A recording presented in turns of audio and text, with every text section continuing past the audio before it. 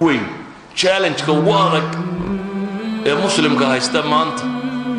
وجهل بدين الدين تسوي جاهل كي إيادا الصبابتين قيسسكو بربران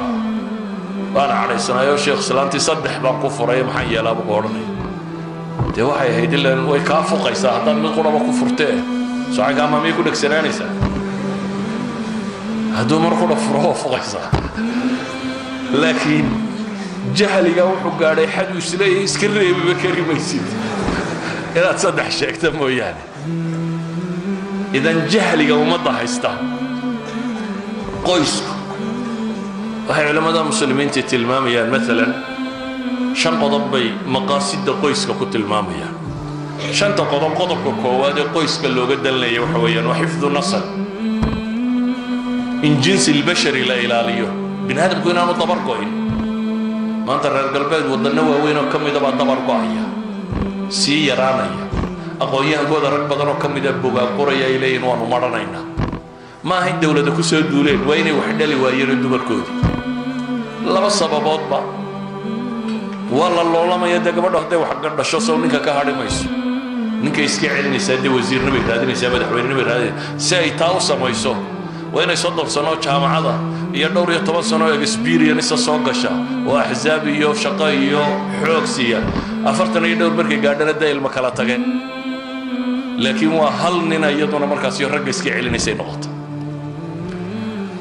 jinsi albashari si loo ilaaliyo guur baa loo baahan guur qaabkii sharciga ahaa u dhaca nin iyo gabadhii la yaqaanay ah si bulshadu deganaanshiyo xasilooni ay u hesho guur baa loo baahan taxqiiq as-sakan wal mawadda wal rahma wa maqsad labaad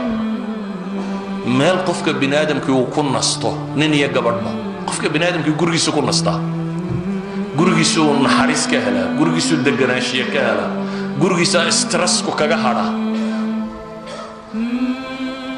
ولذلك ما إله إلا هو من آياته أن خلق لكم من أنفسكم أزواجا لتسكنوا إليها وجعل بينكم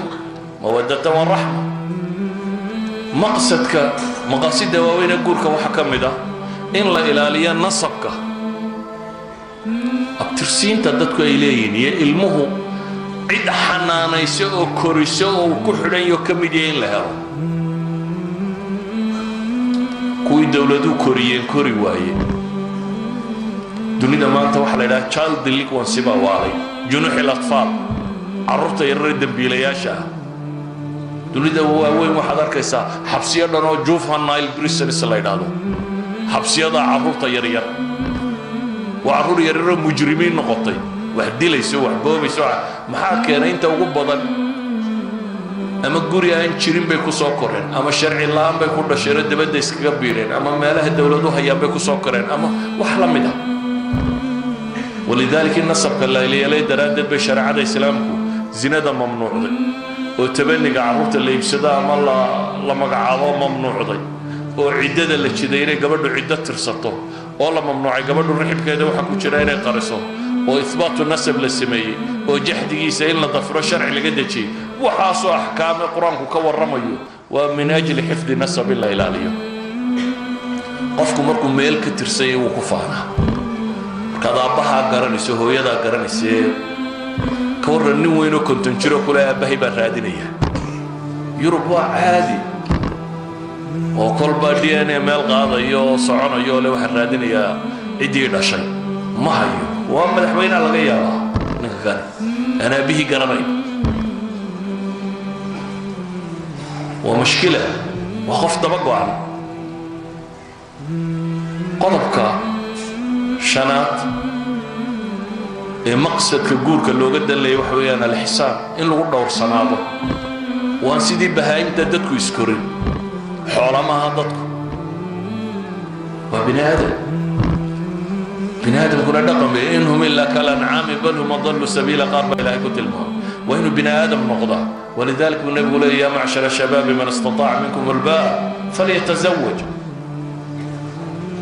قربك وقدم بأي شنات كورا أفراد بهاي القيس كالله سمية وحفظ التدين بارد الله وين دين تلغو إلاليه ولغو ربيه ولغو كراه ونقضه meesha dilaacisa ubadka cusub ee ummadda waayo gurigu waa meesha qudhe bulshadu ay ku kulanto raggeeda iyo labkeeda waaweynkeeda iyo yaryarkeeda iyo carruurteeda iyo dhallinyaradeedu guray wada joogaan suuqa marka loo baxo way kala baxaan ciyaalku iskuul bay tagaan dadka waaweyne shaqo iyo xafiisyay tagaan dumarku guri bay joogaan waa la kala baxaa suuqa waa kala suuq laakiin meesha intuba ay isugu yimaadaan iskaga warhayaan ee afkaarta isku weydaarsadaan ee wax ku noqdaan waa guriga dumarkii joogaa raggii joogaa carruurtii joogtaa cid waliba joogtaa walidaalika ayuha alikhwa taxaddiga ama challengeska reerka haysta kaa khaarijiga iyo kaa daakhiligaaba markaynu isku darno oo dhibta ugu badan ay ku salaysantahay ima aljahlu wa ima altakhwiifu waltajwiicu walcunf jahli innaga inaga haysta diinteenni iyo waxa inagu xeeran jahli inaga haysta waxa laynoo soo waaridee laynoo dhigayo ee kontonka lakabee ka u sarreeyana aad arkayso inta kalena aanad arkaynin waxaan laynoo soo waaridayee lacagta lagu wado inaad dhegaysataa $10 laysku siiyaa soomaha NGO-yada tan waa inaad ka qayb gasho soo dhegaysato ayaad maalintii yoomiyo leedahay $10 baad leedahay $10 caqligaagaad ku iibsatay ogsanow $10 bilaash maaha waa 10 wax lagugu sheegayo waa 10 afkaar iyo dana laga dhaadhacsanayo waa 10 binaadamku waxbuu kala iibsadaa dadkani waxay barteen afkaarta sida loo suuq geeyo suuqgeyntu maaha waan ku dilayaa qolaa innaga leh haddaan raaci weyda waa idin dilayaa saacid iskuma raacda dunida haddaad raaci weyda waan ku dilayaa cid kuma raacayso laakiin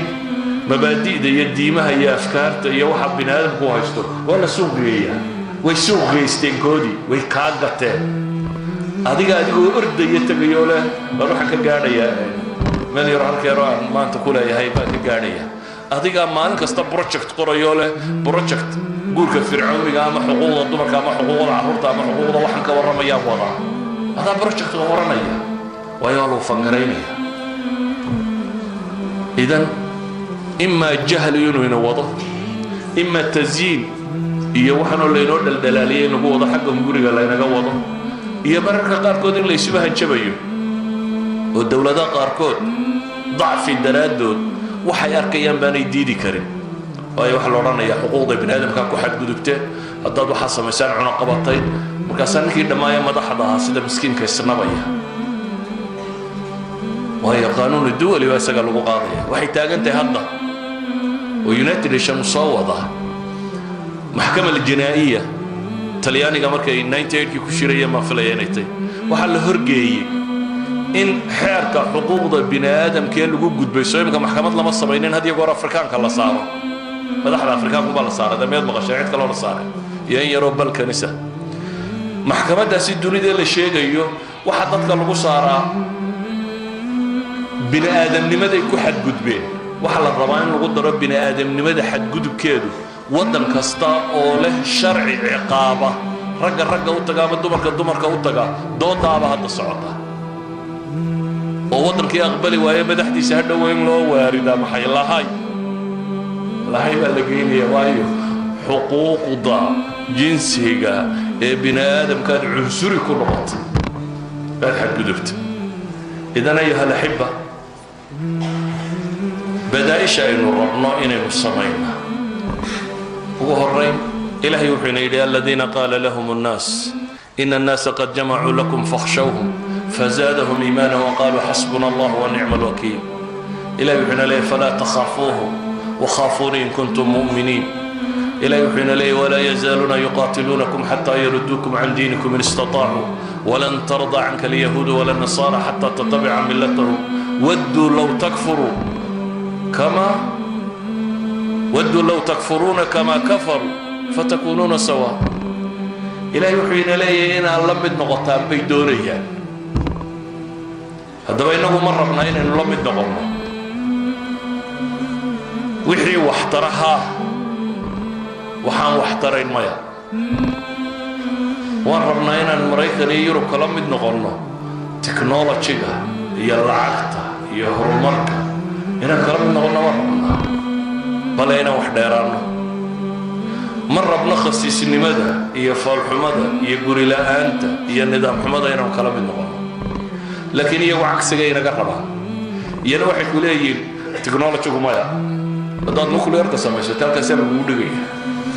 maba dhici karto annagu unbaa mas-uuliyadda qaadi karna idinku dad yaryar aan caqligoodu badnayn oo mas-uuliyadda nuclear-ka aan xambaari karin baa tihi walidaalika kuwa waaweyn unbaa mas-uuliyadda ahayn kara hubka wax gumaada hubka horumara hubka caynkana waxaama samaysan kartid technology-ga cidi kuu soo waaridi mayso laakiin waxa aan wax tarin wax allaaliya waxa aan wax tarin waa laguu soo waaridaya innana waxaan leenahay war xagga kale u dhiga iyana waxay leeyihin may xaggan baan u dhigaynaa iyagu waxay leeyihin waxa faa'iidada leh xaggay joogayaan waxa kalena nagala mid noqda innaguna waxaan leenahay quri wax weeya war isweydaariya kan idinba ku jabtay ee naga daaya idinba waa ku jabteen ee naga daayo xagga u dhigo waxa faa'iidada leh xagga kale soo mariya haddaba waa walan tarda canka alyahuudu wala nasaara xataa tattabica millatahum waxaynu u baahnay markaa taxaddi guriga haysta marka aan soo koobo warkiisu waxa weeyaan gurigu waa meesha qura ee sharci islaameed ku hadhay dunida الأحوال الشخصية دولتها مسلم كناي أنت بدل شرعي كجان رغمان أنت هدي لي نجسار والدين وحبك ما صاحري صلاة مساجد كصاحرس هدي أنت أصيب بعضه وحب ما صاحري ولذلك كأمة وين إنه موقف كلهنا مع حقوق دمرة مع حقوق دمرة هين مع حقوق رقم مع حقوق رقم هين مع حقوق عهورة مع العنف الأسري بالقليل دابا ترى maxay cunfiga oo sariga lagu sheegaya waxay ku leeyihiin islaantaad ku xad gudubta haddaba ninka islaantiisii u tagay baa waxa la qorayaa waa raydkii ka mid tahay waxay ka mid tahay kufsiga islaanta ku yara digdida baad u tagtaa kule kufsi xeerka kufsiga lagu qaaday marka caalamku halkaasuu maraya waxaynu u baahannahay markaa inaynu diinteennu mawaaqifta istaagtay waxaas oo dhanna godolooladeenna keenta haddaynan inagu godoloolada lahayn cid inagama soo gasheen innaga xaqa carruurta ku gudbaynaa ka dumarka ku gudbaynaa kan ku gudbaynaa waxaan oo dhan samaynaynaa waxaynu u baahanay intaynu diinteenna fahamno dowlad iyo bulsho iyo mujtamac baynaynu iyada ku dhaqanno ilaahay baana xuquuqda inoo qaybiyey xuquuqdani mid rag qaybiyey maaha mid dumar qaybiyeyna maa mid carruuree qaybisayna maaha waa xuquuq rabbigiina wada abuurtay mid walba uu xaq siiyey qaabna uu yidhi u noolaada qaabkaasina inagu filan ولذلك waxaan ku soo koobaya marka taxadiyaadka guriga haysta way tira badan yihiin wax muhaadaro iyo laba lagu soo koobi kara maaha waayo gurigu bulshadoo dhan buu matala dadkii waaweynaa dadkii yarnaa carruurtii dumarkii bulshadoo dhan buu matala bulshada waxa dhib ka jiro dhami guriga uu soo gaadhay waxaynu u baahnay marka inaynu islaamka dib ugu noqonno dad muslimiin oo dhabana noqonno afkaartan iyo waxa la sheegaya kala reer galbeedna inaynu ka tallaabsanno انت خير كاي هيستانا إلى إنه حيدنا سينو هلا السلام عليكم ورحمة الله وبركاته